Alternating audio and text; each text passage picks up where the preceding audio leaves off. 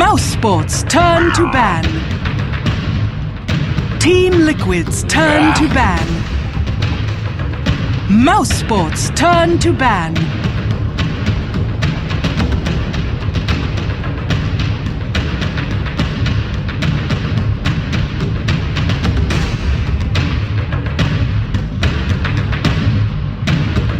Seconds remaining. 5 seconds remaining. Reserve time.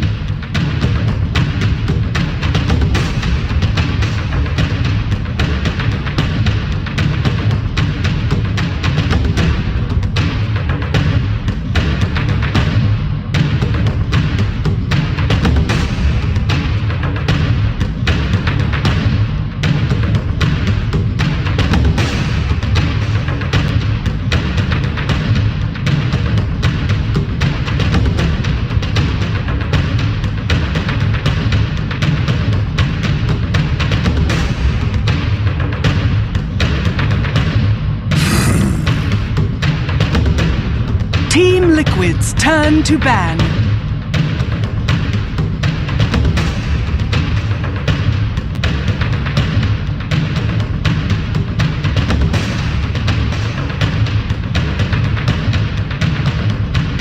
Ten seconds remaining.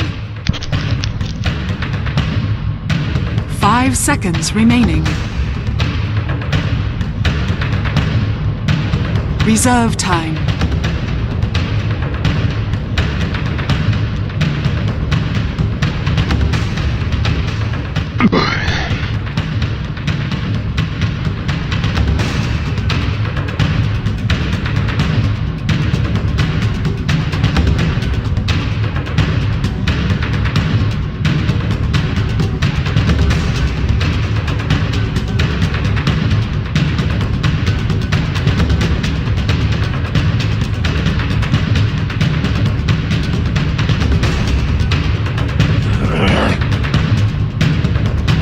MouseSports turn to pick.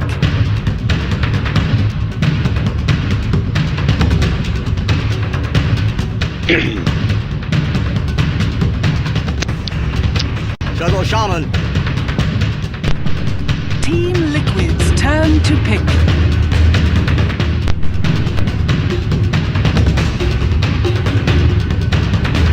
Welcome back, everybody, to our last game of the group stage. It is going to be Team Liquid versus MouseSports. MouseSports 1 win away from keeping the dream alive, Wagamama. It is all they have to do is beat Team Liquid here, and they will get themselves to a potential 4-way tiebreaker with 2 slots open, which is, you know, pretty good chances, even better chances if it's a 3-way tie if Alliance do not make it through their game. So it is do or die for MouseSports right here, right now. And Waga, well, we already see the draft underway. What are your thoughts? Well, I think the Liquids are, as I said, going to be a harder opponent than Navi US. Navi US did put up a really good fight against MouseSports though in last game.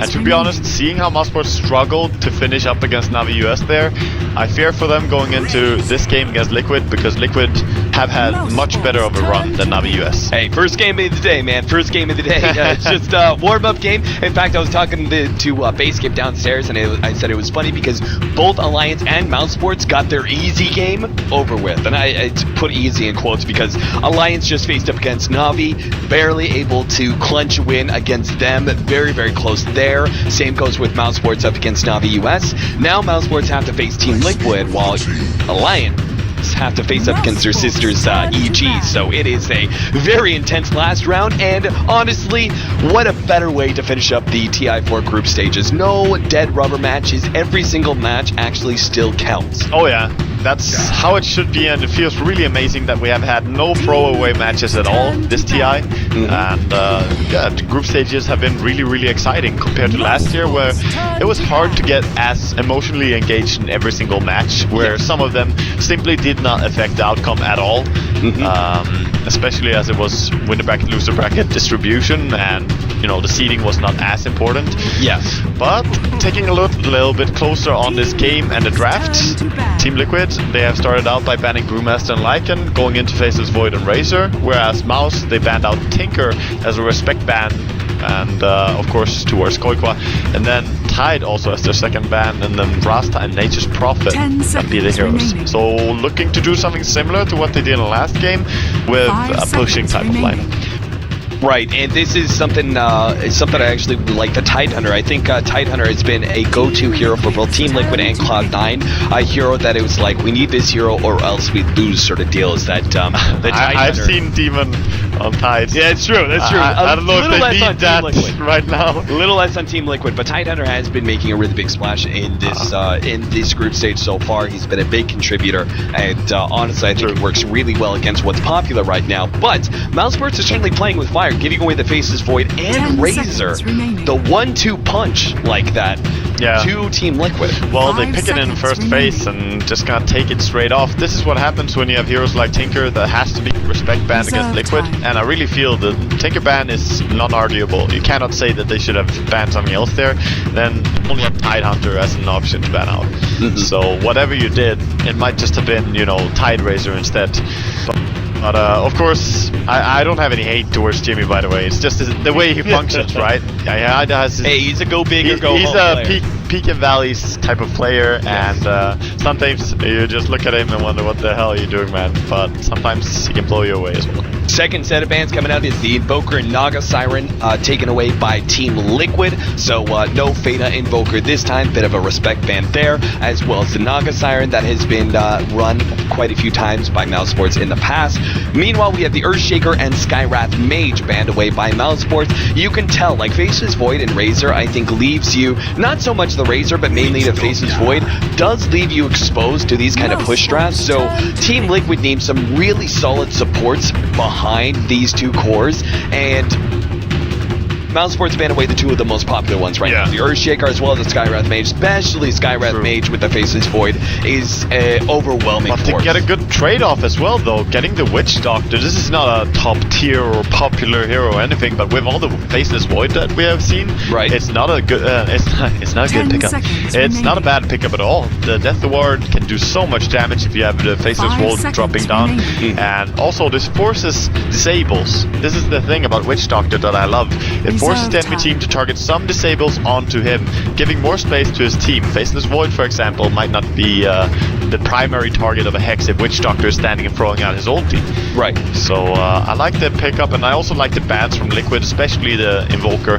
And you could also call that sort of a respect ban, or just a wise ban against Mouse, because if they get this Rasta, Nature's Prophet, Fury, Invoker type of push, then they can go multiple Necrobooks again and do it much more effectively with a Nature's Prophet on the team. Yeah, not only is Fate an extremely strong Invoker, but we saw how well it worked, the push strategy from MouseSports. Invoker is definitely a welcome addition to that. So MouseSports taking a large amount of time, almost every bit of reserve time they have to determine their third pickup here. Both teams going into the second picking phase opt to take a lot of time to determine what exactly strategy they're going to go for here. Since MouseSports still have a lot left open, I'm going to focus on the Team 10 Liquid draft seconds here. remaining. We already know we have the Razor mid as well as the Faceless Void off lane, presumably. 5 seconds remaining. Witch Doctor, I said the importance of really strong supports early on. What other support do you think Team Liquid should pick up here? It's tough to say straight off the bat what you want to have alongside this Witch Doctor. It depends a lot on what you want to have as your core position as well, and that goes towards what type of idea Liquid have right now. I've seen Koikwa play quite a lot of different heroes as well, but I expect Koikwa will probably be just playing 10 on the seconds Razor though, remaining. but it feels like he doesn't have to. Yeah, it feels like that. That TC is really plays a really good Razor as well, so they could just do that. Reserve And of time. course, Demon could be playing the Faceless Void, and then they could pick up actual carry here for Koikwa to play on a safe lane. Gotta go with the 0% win rate, Jakiro. 6 games, this TI, not a single win. Let's make it happen, Liquid. You can do it. Get All a win. right. Well, this adds a bit of pushing power. I'm not too confident unless Exactly. Maga. It depends on the heroes. Like Right. it depends on the core position. As I said, it's hard to call that they wanted to go for Jakiro. Jakiro and Witch Doctor work 10 pretty seconds well together, remaining. but it depends what you want to do. Going for tower pushes, yes, this is nice. If you want to 5 roam around, seconds remaining. Witch Doctor and Jakiro is a shit combination. Okay, so stay with me here. I'm actually thinking about, I would be a big fan of the Jakiro. They don't have a whole lot of push, so I don't really like look at this and go, oh, look at the pushing power, just because I don't think Team Liquid have much to back that up. So I'm looking at this and going, what if they have a 10 really seconds good remaining. hero that combines well with Jakiro? Currently, they don't have, like, Face's Void is actually pretty 5 good with seconds Chronosphere. You do an remaining. amazing amount of damage with Macro Pyre, but I think you need something more for their last pick. Reserve What time. about a Darkseer as an offlane here, Razor is the mid, and a one position Face's 10 Void? seconds Then you have that classic combination, which is the vacuum into the ice path with the macro pyre over the top. Then you could throw in a chronosphere on top of that. You get the full amount of damage from your macro pyre. It's a wombo combo strat, to be sure.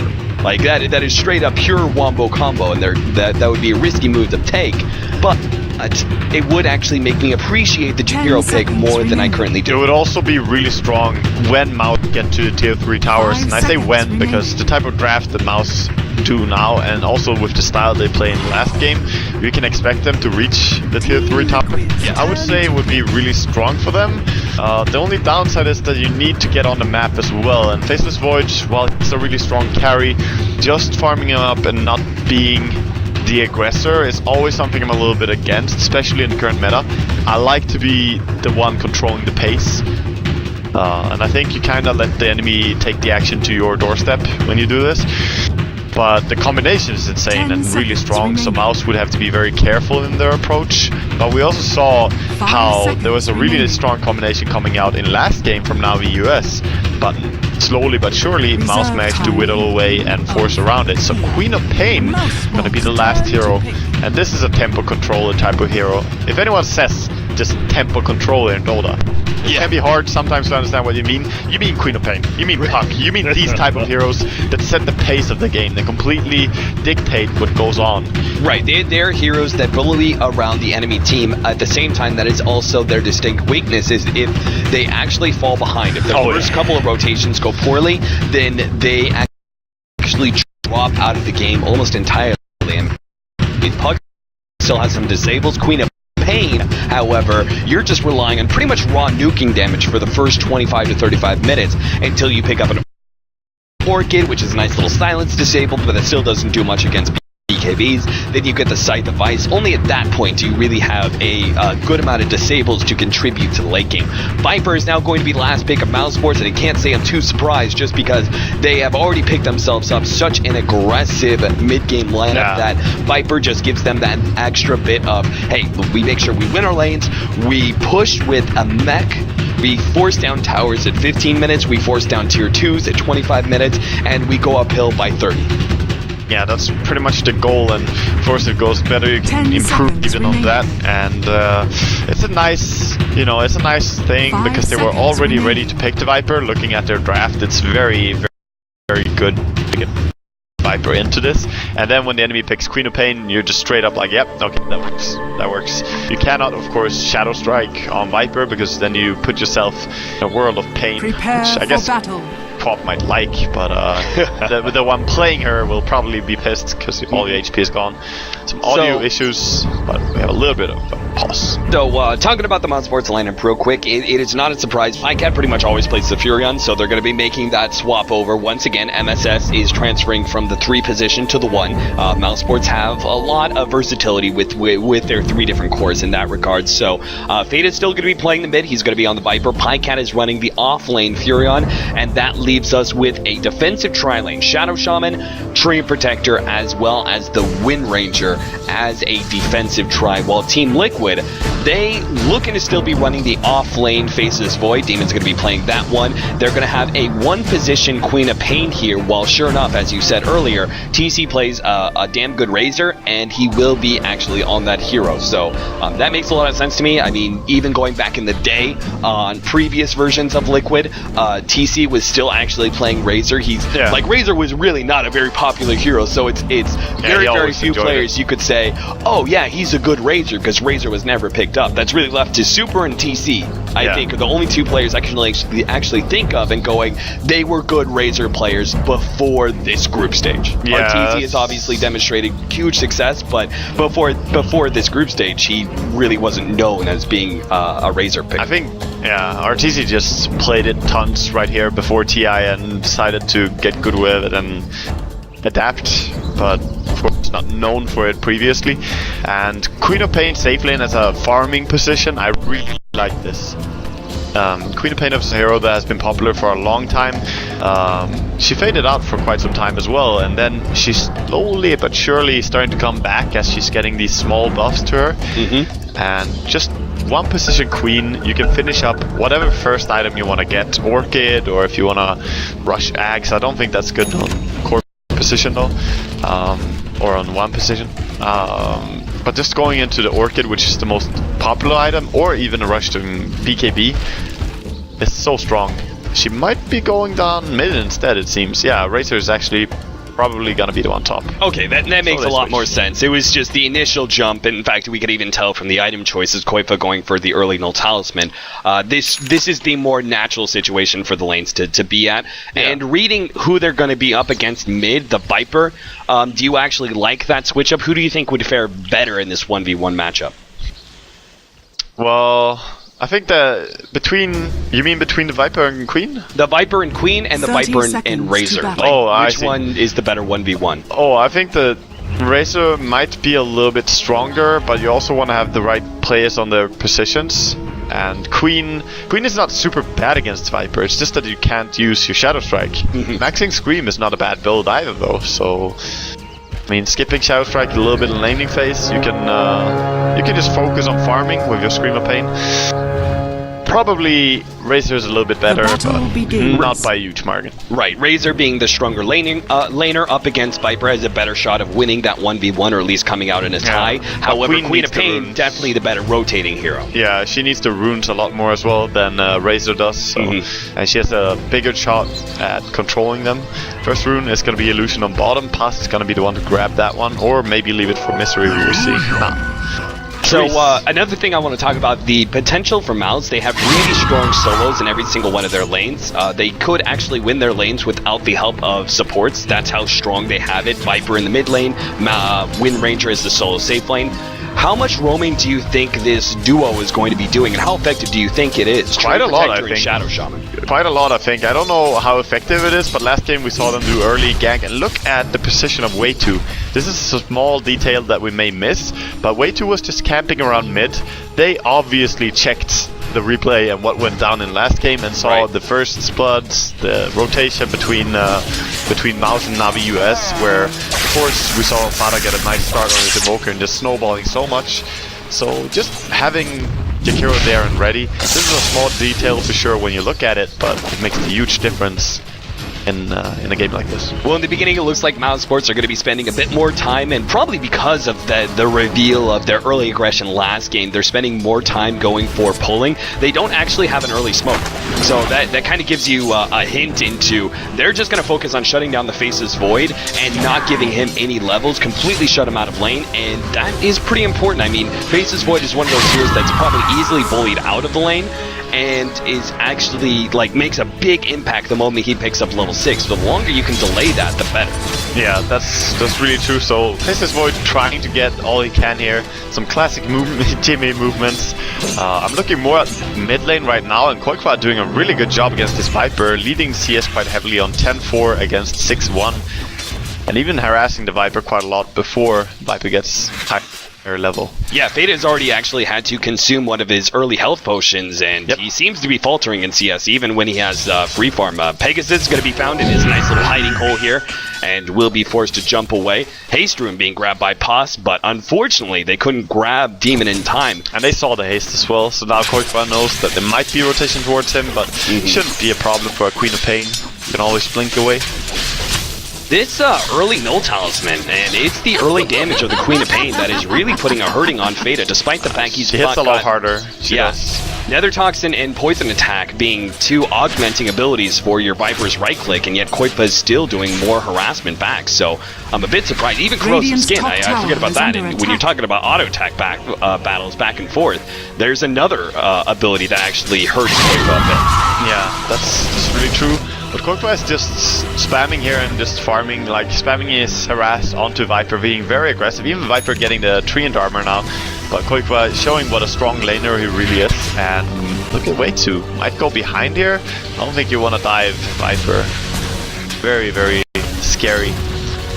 Yeah, at least not until maybe level 6 when Queen of Pain has the opportunity to like burst him down real quickly. Maybe then you go for the dive, but you need to be able to make sure you nuke down a Viper, because small bits of damage are not how you want to deal. That Corrosive Skin will just tear you a new one. Yeah, especially now Headrest coming out and Tango coming out for Viper as well. With the treant armor, he has so many ways to heal up, even though he's low HP right now. He's gonna be full HP pretty shortly, I think, unless they kill him. And they should be able to. Jeez, Koipa, every single time I look over to that mid lane, he's outlast hitting this Viper. 18 and 8 compared to 10 and 3.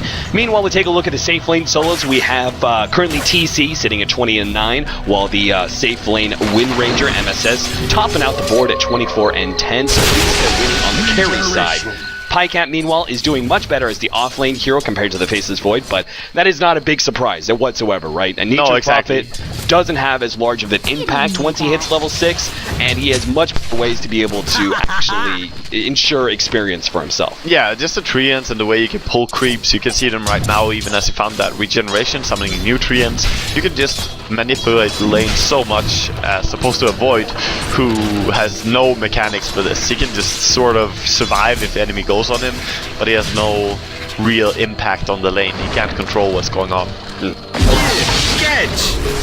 Boba, he's done with these treants. He's tried to throw out a cask, and they actually do get trying to kill as many as possible, I suppose. Misery, meanwhile, spending all of his time trying to sit on this Faceless Void. Demon has now picked up his level 3, but Misery's keeping in touch with him. That, I think, is pretty successful for a support. If you can stay the same level as the offlaner you're trying to keep out, I would say that's respectful enough. Yeah, that's true, man. I like the treants trying to get a lasted here on the big creep, but just no way for him to steal that one, so treant can be cleaned up as well. And this early game, I think Mouse, they have to be surprised that they are losing the mid lane. When you have a Viper against a Queen, you want to at least be a little bit ahead of CS or winning the lane, but this is really Koipa controlling it. And having this early level 6 and the TP scroll available, bottom. Yeah, maybe the Shackle follow-up, they're going to hold him in. Whether or not the power shot lands, that determined if they could get the kill in the first blood. Nice Shackle. Very well timed. Last time they went for that combination, the power shot actually got backtracked. And they want to kill Fada now as a return. Yep. Boba going in, teleport in, but they couldn't even get in range of a cast there. TC teleporting? I thought that was actually these other support way too, but that was a drastic mistake there, I think. Invisibility. I have no words. Yeah. I will take a pass on that one. No insights. I missed it. Did not see it. Odd scenario. I guess they really thought they were going to be able to get the cask and even the follow-up secondary cask bounce to hold Viper there long enough, but it was scary, and Koipa, he's going to die here. First, a nice auto attack, then the follow-up damage is going to come in, ensuring Misery. What he did there, even though it was very obvious Queen of Pain was dead, he maximized the damage he could lay down with getting a right click in before going for the disable. Yeah, really nice efforts there, killing this Queen of Pain. And Queen is never an easy hero to gang, much like the Puck. It is hard to pull off these ganks, so it's an important kill to get. Meanwhile, we haven't talked too much about the other lanes. We have a Windrunner or Wind Ranger farming up with her Hand of Midas on bottom lane, looking at, you know, her CS. She's tied even pretty much with Razor, who is rushing for a mech and sending out some armor items now with this Basilius along with the Buckler. But TC, he did make that one TP to mid lane, missing quite a lot of time on his lane, and now they're gonna try and push with second catapult timing. At the 7-minute same time, catapult. they're pushing into a Nature's Prophet who can summon a lot of trees to be able to put in front of this tower. Rasta might just be able to defend this very easily, to be honest. Yeah, he's already level 5, so he's got that level 3 Ether Shock. You're right, that is a really good way to be able to defend the tower. Yeah, even Treant armor. I don't think they will get anywhere with this, but Koikwa gonna look to maybe make a rotation here. Oh, if he catches the Queen of Pain at the same time, if Misery is able to secure a second kill in this Quap, all of Mouse will be so happy with the position they're in, but Koifa also is really close to being able to kill Feta. If he jumps in, gets both nukes out. Oh, Koikwa. Yeah, he's gonna be caught here. There goes. First the hex, now the follow-up shackles. Do they have enough damage though? First the ultimate comes out. Feta, the zap as well. Koifa trying to teleport away. The right clicks uphill, they land. Yeah, the vision was there. Even And if Treant Regen, was not too. there would be a word seeing him as well, and Regen Rune now is safe for Viper. This is really a disastrous early game now suddenly for Liquid, even though Koikwa played so well in last hitting. If you get ganked and you die in these ganks, then you fall behind very fast. And now they're even getting in position to be able to defend this tower with the living armor. Again, you commit to trying to take a tower, wait, who's going to be caught here? First the jab comes out from TC, but they know they can't save this poor dragon.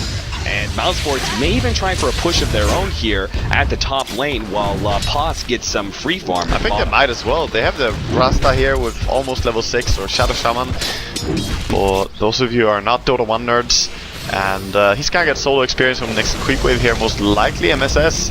No, MSS, don't take the experience, friends. Level 6. Oh god.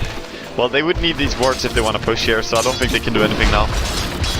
Yeah, and Train Protector, they're leading this 1v1, which Faceless Void is obviously going to get full experience out of this. He's still being harassed quite heavily by Train Protector because Treant is actually a full level above him. Yeah, and, you know, the normal right click from Treant is very strong, and when you have a hero like Faceless Void who has Poor Man's Shield in this case, you're very strong against a lot of weak attacks. Poor Man's Shield always blocking damage, but when someone comes up to you and hits for 99 damage, what the hell, man? Yeah. Poor Man's Shield is not built for that kind of stuff. Not cool.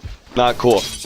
I do want to point out one small thing that Demon was doing earlier. He was actually hiding himself in this little hole, and you see this a lot with different neutral camps. There's a hard camp that can do it here, but he was just blocking himself, so only one Ancient at a time was hitting him.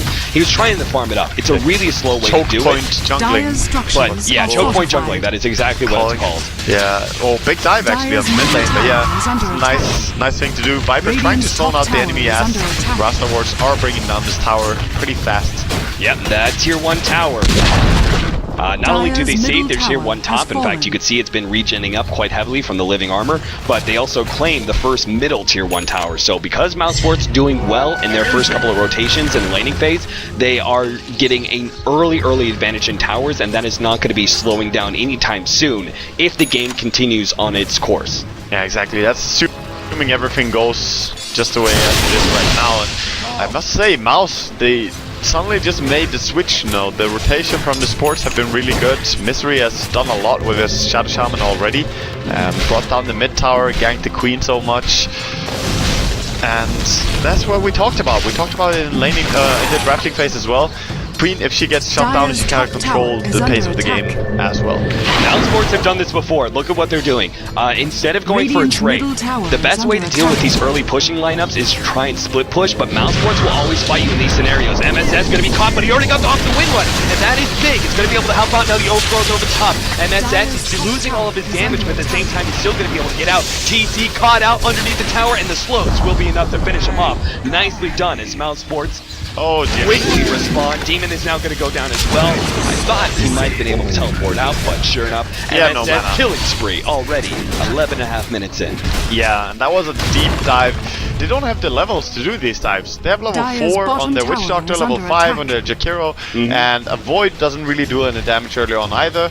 And even on TC, I'm not sure why, but he has skipped his ulti still.